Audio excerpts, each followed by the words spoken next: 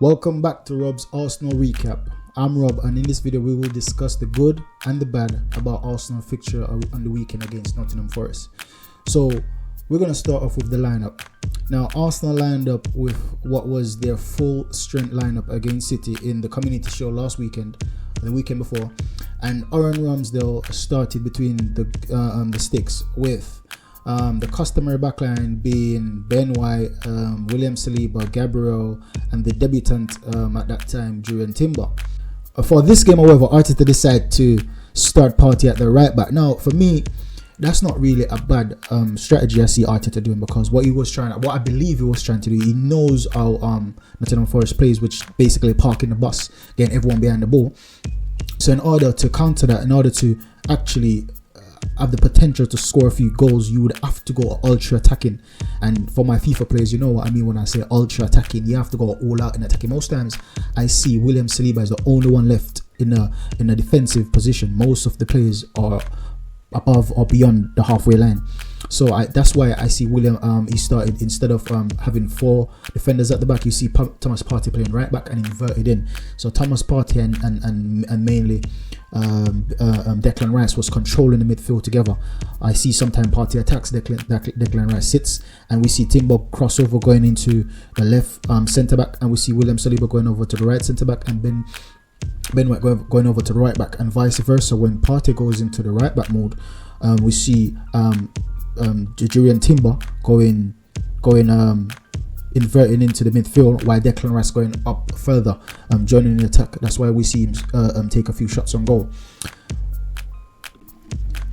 Now, because of this, Gabriel was dropped from the starting lineup, and this is the first time in over 70 league games this has happened to Gabriel, as the club maintained the move was purely tactical. This is what Arteta was trying to emphasize, that it's purely tactical reasons. It's not because Gabriel was injured, not because he was training bad. It was pure tactical. He also decided to start Nketiah up front, but a few questions were asked about that after the forward opened up the scoring in the first half, which was a lovely finish. Whilst most fans and pundits expected Arsenal to keep their starting level consistent, Arteta has proven that they are willing to experiment as per the demands of their next game, which is another thing I love about Mikel Arteta. He can recognize different threat levels and different strategies from opponents and learn how to counteract against them.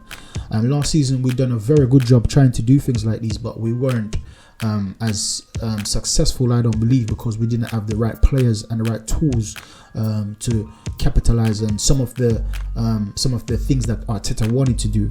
He tried them, but they didn't work, and then most fans were blaming him, saying that he's trying too much, he's playing he's playing we will never walk alone on the training pitch. That's the kind of manager he is, right? Arteta is that kind of manager. He doesn't follow. He's not a sheep. He's the one that leads. He thinks of ways and how he can improve the team. And most of the time, these are the kind of managers that become so great and become successful.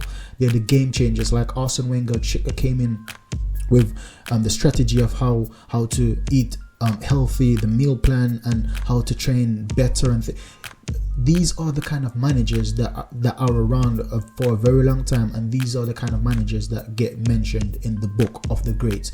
And by the way, I believe Mikel Arteta, I've been saying it from the first half season I've seen him, and we won that trophy. I've been saying that since then, that this man is going to be the best manager in the world in 3 years time. And now we've got another year left on that 3 years full season. Yeah, so I believe by next year we will win the Champions League. Now, even though the scoreline at the end was 2-1, I believe that we played very well. And having scored 2 goals in the space of 6 minutes midway through the first half, we were cruising to victory as the half-time interval approached, right? The opener by Nketiah sent cheers through the stadium, while Saka curled an effort sent the fans into raptures at the Emirates. It's a very good start. It's a very good 45 minutes to the new season. Arsenal looked sharp, direct and organised as they made seamless runs behind Nottingham Forest defence and combined well with one another. Despite their fluidity with the ball, they somehow lacked the clinicality in front of goal, as was reflected in the final scoreline. So I believe Nketiah, he didn't do as bad as people are saying, because I've been seeing online a few people criticising Nketiah, saying that he's not doing enough. He's all he does is just to score the goal. But when you take it into perspective, when you see Haaland, check how many touches Haaland have per match. It's not a lot. Each match Haaland does is score goals. That's all he does. And sometimes yes, he does some bangers, he does some good. However, he doesn't dribble, pass players. He holds up the ball quite well. To be fair, he's good at it. He's good at playing. He scores headers and things like that. So those are the only two things. So the only thing I could say that Haaland is better than Nketiah when he's at others. But Nketiah holds up the ball very well on the weekend. We saw him taking a very good chance, even though it's a bit reflective, he was still on target. And we see him dribbling past players. We don't see Haaland doing things like that. But I believe that some fans, they can't be pleased. Gabriel Jesus is the type of player that dribble past players, right? However, they criticize Gabriel Jesus to say that he can't score. So whatever you do, some fan is going to have a problem. Unless you have a player like Haaland scoring in every single match and scoring 30 goals per season, almost 40 goals per season, some fans are not going to be happy. So I believe that Nketiah had a good match, considering he was the one that got the first goal. He didn't give away the ball a lot, and he held up the ball a lot. So I believe he had a good match. So the third thing, we see Jurrien Timber's injury, right? And for me, this was a big blow, because Jurrien Timber is gonna be a player of our season, I believe, if he continues the way he started. Because bear in mind, he's kept Tierney out of the team, and that's not an easy thing to do. Kieran Tierney, since he's been at Arsenal, has been very, very, very good. And not just keeping Tierney out of the team, because when Zinchenko came, Tierney, we saw the difference in levels with Zinchenko and Tierney. However, Tierney's been improving a lot. We saw in the preseason, Tierney's having very good matches.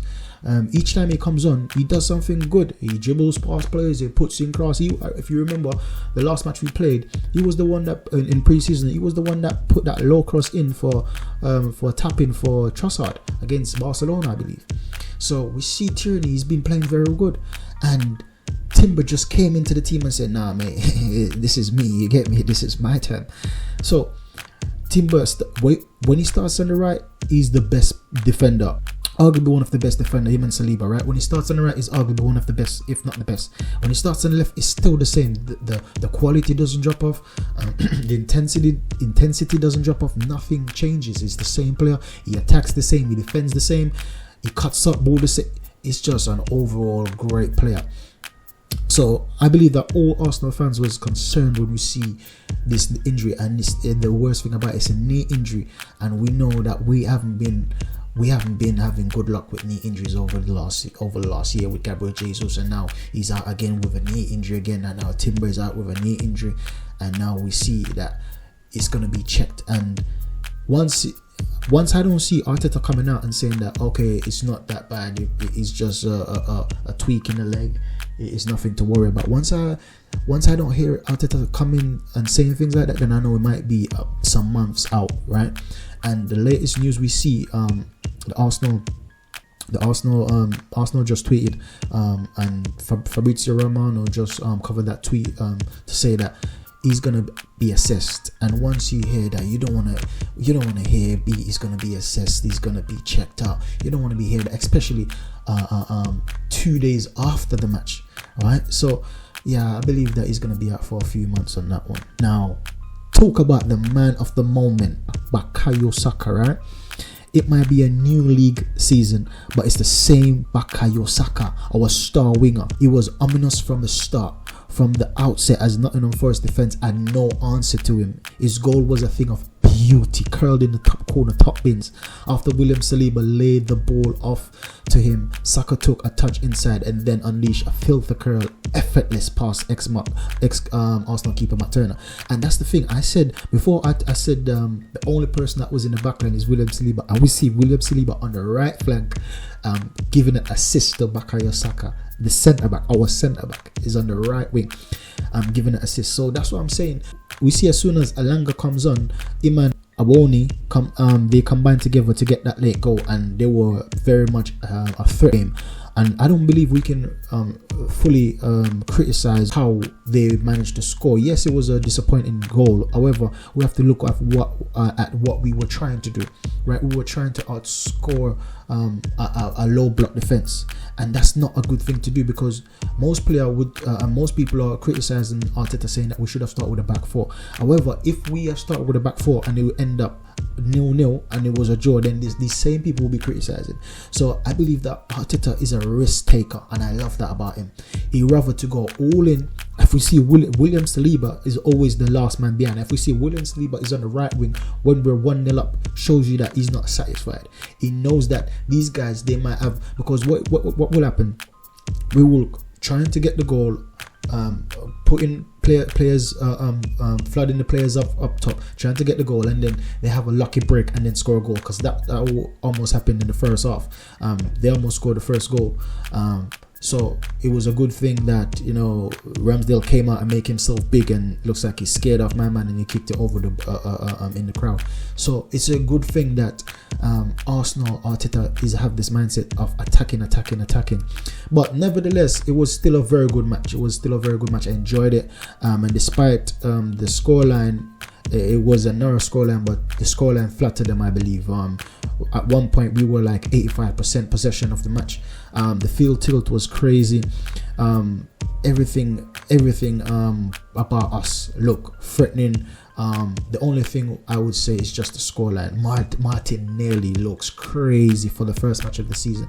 It looks like he was ready to bang, right? Because I see him tracking back. He's not just going forward. He's also tracking back now, which we don't normally see him do last season. So last season sometimes he's just jogging back, but this season he lost the ball about 2 times, and we see him sprint back, and he actually won it back. And even I see Kai Havertz lost the ball, and I see him tracking back and winning it back as well. And also another thing on Kai Havertz, people has been on his back, and I don't believe he's going to be a bad player this season. I believe he's going to be very good this season, and I believe in the next few matches he needs time to bed in. And after the first 5 matches of the season, I believe we're going to see a prime Kai Havertz, if not before, because I believe that he's going to get more than 10 goals this season. I really do. And Arteta trusts him, and I can see why Arteta trusts him. He moves silky. He can get behind the defensive line. He's got speed. I believe that he's going to get a few assists and he's going to get a few goals this season. So I believe that Arsenal fans should just lay off him for now and give him some time to bed in. But otherwise from that, I believe, we're going to have a very good season this season. I believe that we should be competing on all fronts, especially Premier League and Champions League. That's what I'm going for. Champions League, that's what we need in our locker right now. So guys, thanks for watching. Make sure to tune in tomorrow and each and every day at Rob's Arsenal Recap. Catch you in the next one. Goodbye.